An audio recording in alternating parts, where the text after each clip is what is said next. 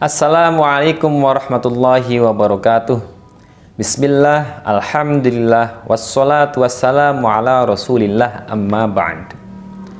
Bapak-bapak, ibu-ibu, wali murid STIT At-Taqwa 02 yang dirahmati Allah Subhanahu wa Ta'ala, dan anak-anakku semuanya yang Pak Agus banggakan, mari sama-sama kita panjatkan puji syukur kehadirat Allah Subhanahu wa Ta'ala yang alhamdulillah pada pagi ini kita dapat melakukan ibadah sahur bersama-sama dengan keluarga. Mudah-mudahan ibadah yang akan kita laksanakan besok, puasa yang akan kita laksanakan nanti diterima oleh Allah Subhanahu wa Ta'ala. Amin ya rabbal alamin. Salawat dan salam tercurahkan kepada junjungan Nabi besar kita, yaitu Nabi Yuna Muhammad Sallallahu Alaihi Wasallam, Nabi yang membawa syariat agama Islam yang mana di dalamnya termasuk syariat puasa Ramadan. Mudah-mudahan kita semuanya dapat istiqomah menjalankan syariat agama Islam. Amin ya rabbal alamin.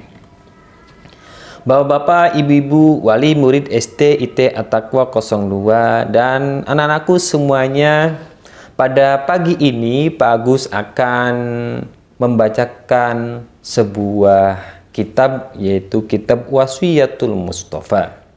Kitab Wasiyatul Mustafa ini merupakan kitab yang berisikan tentang wasiat Nabi Muhammad kepada Sayyidina Ali karramallahu wajhah. Kitab ini dikarang atau ditulis oleh Syekh Abdul Wahab Asy'arani. Beliau merupakan ulama madhab Syafi'i yang lahir di Mesir, wafat pada tahun 973 Hijriyah, atau kurang lebih beliau hidup pada abad ke-15 Masehi. Apa sajakah yang ada dalam kitab ini? Wasiat apa saja yang disampaikan Nabi Muhammad?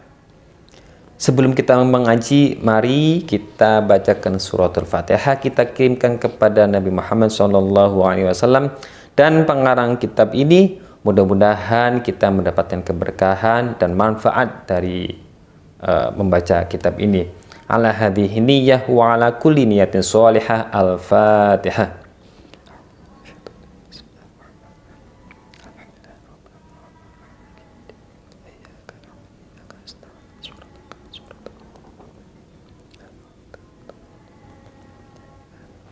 Baik, terima kasih. Bismillahirrahmanirrahim. Penulis kitab ini mendahuluinya dengan menulis basmalah. Bismillahi, dengan menyebut nama Allah. Ar-Rahmani, sifat Allah yang pengasih bagi Muslim maupun non-Muslim di dunia. Ar-Rahimi, sifat Allah yang pengasih atau penyayang bagi orang mukmin saja. Jadi perbedaan sifat Ar-Rahman dan Ar-Rahim adalah sifat Ar-Rahman yaitu sifat Allah, kasih sayang Allah yang diberikan kepada orang Muslim maupun non-Muslim, Jawa maupun Sunda, dan suku apapun. Semua manusia diberkahi oleh kasih sayang Allah pada sifat Ar-Rahman. Sedangkan Ar-Rahim, sifat Allah yang hanya diperuntukkan untuk orang mukmin saja. Alhamdulillahi, segala puji hanya milik Allah, Rabbil Alamina, Tuhan alam semesta. Pujian menurut ulama ini dibagi menjadi 4. Pertama, pujian qadim ala qadim, yaitu khalik kepada khalik, yaitu Allah memuji dirinya sendiri. Lalu yang kedua ada yang namanya pujian qadim ala hadis, yaitu pujian dari khalik kepada makhluk, Allah kepada manusia. seperti halnya Allah memuji Nabi Muhammad Shallallahu Alaihi Wasallam yang tercantum dalam Al-Quran, wa innaka ala khuluqin azim, sesungguhnya engkau Muhammad memiliki akhlak yang agung. Ini merupakan pujian qadim ala hadis, pujian dari Allah kepada makhluknya. Lalu yang ketiga, ada yang namanya pujian qadim, pujian hadis ala qadim, yaitu pujian dari makhluk kepada Khalik, dari manusia kepada Sang Pencipta. Seperti halnya kita bertasbih, bertahmid, berzikir, dan yang lain sebagainya. Itu merupakan pujian dari makhluk kepada Allah Subhanahu wa Ta'ala. Lalu yang keempat, yang terakhir, ada yang namanya pujian hadis ala hadis, makhluk kepada makhluk. Seperti halnya kita memuji kepada Nabi Muhammad, seperti halnya kita memuji kepada saudara kita, tetangga kita, teman kita, dan lain sebagainya. Ini merupakan pujian hadis ala hadis. Dari 4 kategori pujian ini, pada hakikatnya dikembalikan semuanya kepada Allah Subhanahu wa Ta'ala. Wassallallahu, dan semoga Allah mencurahkan rahmat ala Sayyidina, kepada Tuhan kita, yaitu Muhammadin, Nabi Muhammad Sallallahu Alaihi Wasallam, wa ala alihi, dan atas keluarganya, wa sahbihi wasallama, dan atas para sahabatnya. Wa ba'du, setelah membaca basmalah, hamdalah, sholawat, dan salam. Wa ba'du ini sama saja dengan amma ba'du, yaitu artinya juga sama, setelah membaca basmalah, hamdalah, sholawat, dan salam. Fahadihi, maka ini merupakan wasiyatul Mustafa, yaitu wasiatnya Nabi Muhammad alaihi salatu wassalam, li Ali bin Abi Thalib, kepada Ali bin Abi Thalib. Karramallahu, mudah-mudahan Allah memuliakan wajhahu, pada wajahnya Ali bin Abi Thalib. Nah, di sini perbedaan antara sahabat Sayyidina Ali dengan sahabat lainnya. Sayyidina Ali menggunakan karramallahu wajha, sedangkan sahabat yang lainnya menggunakan radhiyallahu an. Seperti halnya Umar radhiyallahu an, Abu Bakar radhiyallahu an, Utsman radhiyallahu an, dan lain sebagainya menggunakan radhiyallahu an. Apa sih arti dari kata radhiyallahu an? Arti radhiyallahu an adalah mudah-mudahan Allah meridhoi segala perilaku apa yang mereka lakukan di dunia. Sedangkan arti karramallahu wajhah adalah mudah-mudahan Allah memuliakan wajahnya. Mengapa Sayyidina Ali menggunakan karramallahu wajhah? Sebagian ulama mengatakan bahwasanya Sayyidina Ali semenjak lahir sampai ia wafat tidak pernah sekalipun beliau melihat alat kelaminnya sendiri. Berbeda dengan kita, mungkin kita hampir setiap hari. Karena itulah Sayyidina Ali dijuluki dengan karramallahu wajhah. Mudah-mudahan Allah memuliakan wajahnya. Qala, berkata Sayyidina Ali bercerita, da'ani, telah memanggil kepadaku. Siapakah yang memanggil? Rasulullah sallallahu alaihi wasallam, yaitu Rasulullah sallallahu alaihi wasallam. Fa khalautu, maka aku menemaninya, ma'ahu, bersamanya, fi manzilihi, di tempatnya. Jadi Sayyidina Ali bercerita bahwasanya Sayyidina Ali dipanggil oleh Rasulullah SAW, lalu beliau datang dan duduk bersamanya. Faqala li, maka Nabi Muhammad SAW mengatakan kepadaku atau bersabda kepadaku, ya Ali, hai Ali, anta minni, kamu menurutku, bimanzilati Haruna, bagaikan tempatnya Harun min Musa alaihi salatu wassalam, pada Nabi Musa alaihi salatu wassalam. Ghairu annahu, akan tetapi, la nabiyya ba'di, tidak ada nabi setelahku. Jadi Nabi Muhammad mengatakan kepada Sayyidina Ali, Ali, kamu posisimu sekarang menurutku adalah seperti halnya kamu memposisikan seperti halnya kamu di posisi Harun kepada Nabi Musa alaihissalam. Bedanya kalau Harun dan Musa sesama Nabi, sedangkan Nabi Muhammad dengan sahabat Ali, yaitu antara Nabi dan sahabat. Inna usika, sesungguhnya aku berwasiat kepadamu al-yawma, pada hari ini, biwasiyatin, dengan wasiat, in anta hafiztah, jikalau kamu menjaganya, ishtahamidan, maka kau akan hidup dalam keadaan mulia, wa mutasyahidan, dan meninggal dalam keadaan syahid.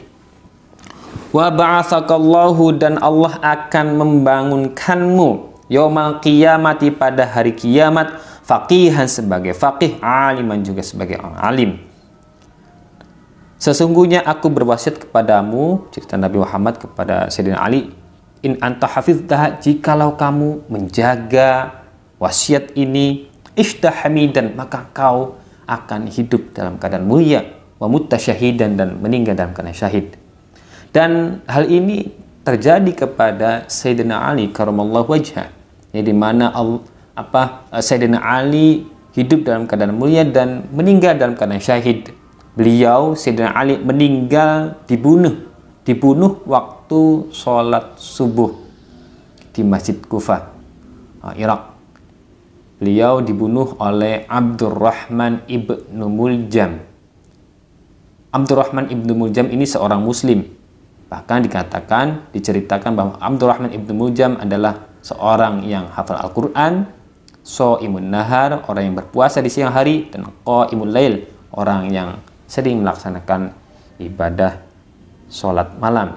Namun karena ada perbedaan, sehingga Abdurrahman ibnu Muljam ini berani membunuh Sayyidina Ali menggunakan pedang yang diolesi racun olehnya. Ya Ali, hai Ali, man akal halala, barang siapa yang makan barang yang halal, sofa dinuhu, maka jernih agamanya, waraqad qalbuhu, dan lembut hatinya, walam yakun lida'watihi, dan tidak ditemukan dalam doanya hijab atau penghalang. Hai Ali, barang siapa yang makan barang yang halal, maka agamanya, pemahaman agamanya akan jernih dan hatinya akan lembut. Kalau hatinya lembut, tentu orang ini akan mudah mendapatkan nasihat-nasihat, mudah menerima nasihat-nasihat. Dan di dalam doanya tidak ada hijab, tidak ada aling-aling antara doanya dengan Allah Subhanahu wa taala. Kalau tidak ada aling-aling, kalau tidak ada penghalang, niscaya doanya mudah terkabul. Ya Ali, hai Ali, man akala syubhati, barang siapa yang makan barang syubhat, istabaha alaihi dinuhu, maka agamanya akan samar. Wa azlama qalbuhu, dan hatinya akan gelap. Nah, barang siapa yang makan barang yang syubhat, maka dia samar keagamaannya dan hatinya akan gelap. Mudah-mudahan kita terhindar dari makan-makan yang syubhat. Apa sih makan-makan yang syubhat itu? Makanan yang tidak jelas kehalalan dan keharamannya, masih samar. Itu yang dinamakan makanan syubhat. Waman akal harama, dan barang siapa yang makan barang yang haram, mata qalbuhu, maka hatinya akan mati. Wa khaffa dinuhu, maka dia akan meremehkan agamanya. Wa dha'ufa yaqinuhu, dan keyakinannya akan lemah. Wa hajiballahu, dan Allah akan menghijab, mengalih-alihkan da'watahu, doanya. Wa qallat ibadatuhu, dan sedikit ibadahnya. Nah, barang siapa yang makan barang yang haram, maka hatinya akan mati. Alhamdulillah. Jangan sampai kita makan barang-barang yang haram ya. Kalau hatinya mati, sulit akan mendapatkan hidayah, sulit akan mendapatkan nasihat-nasihat. Dan orang yang makan barang yang haram ini, selain hatinya mati, dia ringan dalam beragama. Maksudnya ringan dalam beragama ini adalah mudah meninggalkan ibadah dan mudah melakukan maksiat-maksiat. Selain itu juga orang yang makan barang yang haram itu berakibat keyakinan keagamannya akan menjadi lemah, kemudian Allah akan menghijab doanya, juga akan menyedikitkan atau orang tersebut akan malas-malasan dalam beribadah. Ya Ali, hai Ali, idza ghadaballahu, tatkala Allah marah ala ahadin pada seseorang, razaqahu malan haraman, maka Allah akan memberikan rezeki kepada orang itu rezeki yang haram. Fa idza ishtadda ghadabuhu alaihi, tatkala Allah semakin marah pada orang tersebut, wakkala bihi syaitanan, Allah akan mengirimkannya setan, yubarikalahu fihi, setan tersebut akan memberikan keberkahan pada barang-barang rezeki haram tersebut, wa yushibuhu, dan menemaninya, wa yushghiluhu, dan menyibukkannya, bidunya aniddin, menyibukkannya dari kesibukan dunia daripada agama. Nah, ketika Allah marah terhadap seseorang, maka Allah akan memberikannya rezeki yang haram. Dan ketika Allah semakin marah terhadap seorang tersebut, Allah mengirimkannya setan, dan setan tersebut akan menemaninya dan menyibukkannya. Orang tersebut disibukkan dengan mencari dunia daripada agama. Wa yusahilu lahu umura dunyahu, dan setan mempermudah kepadanya dalam urusan dunia. Wa yaqulullahu, dan setan berkata kepadanya bahwasanya Allah berfirman, Allahu ghafurur rahim, bahwa Allah Maha Pengampun lagi Maha Penyayang. Jadi setan ini membisikkan kepada manusia yang dibenci oleh Allah tersebut, santai sajalah, bahwa Allah Maha luas ampunannya dan Maha luas kasih sayangnya. Jadi masih silakan berbuatlah maksiat, silakan sibukkan diri dengan mencari dunia, melalaikan agama. Itulah bisikan-bisikan setan bahwasanya Allah Ghafurur Rahim, Allah Maha Pengampun lagi Maha Penyayang. Ini merupakan bisikan setan. Ya Ali, hai Ali, ma safara ahadun talibal harama, tidaklah seorang yang berpergian dalam rangka mencari barang yang haram atau tujuan yang haram, masyian, dengan berjalan kaki, illa kana syaitanu qarinahu, kecuali tidak lain adalah setan temannya. Jadi barang siapa yang berpergian dengan niatan haram yang dilarang oleh syariat agama, yang dilarang oleh agama Islam, seperti halnya kita berpergian pergi ke diskotik, atau pergi mencuri, atau pergi ke tempat maksiat, sesungguhnya ketika dia berjalan maka temannya adalah setan. Wala raqiban illa kana radifahu, jikalau dia menggunakan kendaraan, tidak lain dan tidak bukan teman di sampingnya yang diboncenginya adalah setan. Wala jama'a ahadun malan haraman, dan tidaklah seseorang yang telah mengumpulkan harta haram, illa akalahu syaitanu, melainkan pasti setan akan makan bersamanya. Jadi barang siapa yang mencari harta haram, dari harta haram tersebut kemudian ia makan, sesungguhnya makannya dia itu ditemani dengan setan. Mudah-mudahan kita tidak termasuk dalam golongan ini. Amin. Wala nasiya ahadun ismallahi ta'ala, dan tidaklah seseorang yang lupa menyebut nama Allah indal jima'i, ketika bersetubuh, illa syarakahu syaitanu fi waladihi, melainkan setan pasti akan bersama anaknya. Kemudian jika orang bersetubuh, suami istri bersetubuh, kemudian dia lupa membaca doa, lupa membaca basmalah, tidak lain dan tidak bukan nanti anaknya atau ditemani oleh setan. Dan memang biasanya kalau anaknya ini sulit untuk dinasehati ketika ia dewasa. Wadzalika qauluhu, hal tersebut terdapat dalam firman Allah Subhanahu wa taala, wasyarikhum fil amwali wal auladi wa'idhum. Ya Ali, hai Ali, la yaqbalullahu ta'ala, Allah tidak akan menerima solat bila wudu'in, tanpa wudu, wala sodakotan, dan tidak sodakoh, minal harami, dari barang-barang yang haram.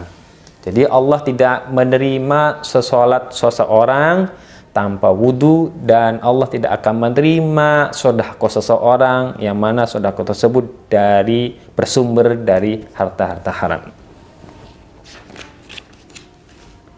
Ya Ali, hai Ali, la yazalul mu'minu, tidak henti-hentinya seseorang mukmin atau seorang mukmin fi ziyadatin, dalam ketambahan, dalam peningkatan, fi dinihi, dalam agamanya, malam yakul harama, selagi dia tidak memakan barang yang haram. Jadi seorang mukmin setiap hari itu keyakinannya atau beragamanya akan terus bertambah dan terus bertambah, kecuali atau sebelum dia memakan barang yang haram. Kalau sudah memakan barang-barang yang haram, tentunya tidak ada peningkatan lagi dalam setiap harinya tentang agama. Wa man faraqal ulama'a, dan barang siapa yang memisahkan diri terhadap ulama, mata qalbuhu, maka hatinya akan mati. Wa amiya an ta'atillahi ta'ala, dan mereka buta akan taat kepada Allah Subhanahu wa taala. Ya Ali, hai Ali, man qara'al Qur'ana, barang siapa yang membaca Al-Qur'an, walam yuhilla halalahu, dan tidak menghalalkan apa yang dihalalkan dalam Al-Qur'an, walam yuharrim haramahu, dan tidak mengharamkan apa yang diharamkan dalam Al-Qur'an, kana, orang tersebut, minalladzina nabadhu kitaballahi wara'a zuhurihim, orang tersebut adalah orang yang sama saja dengan membuang kitab Allah di belakang punggungnya. Jadi seseorang yang memisahkan bergaul dari ulama, maka orang tersebut akan mati hatinya dan dia akan buta dalam memahami syariat atau dalam menjalankan syariat. Kemudian barang siapa juga yang membaca Al-Quran tapi tidak menghalalkan apa yang dihalalkan dalam Al-Quran, tidak mengharamkan apa yang diharamkan dalam Al-Quran, maka sama saja dia membuang Al-Quran di belakang punggungnya. Kalau kita membuang di belakang punggung, artinya kita tidak menjalankan syariat agama sedikit pun. Karena posisinya ada di belakang. Berbeda kalau membuang di depan, kita masih sedikit-sedikit terlihat Al-Quran tersebut, artinya kita masih sedikit-sedikit menjalankan syariat. Kalau sudah di belakang, artinya sama sekali tidak menjalankan syariat agama Islam. Wallahu a'lam bishawab. Demikian pertemuan kali ini. Mohon maaf jika ada salah kata. Saya ucapkan selamat berpuasa. Wallahul muwaffiq ila aqwamit thoriq. Wassalamualaikum warahmatullahi wabarakatuh.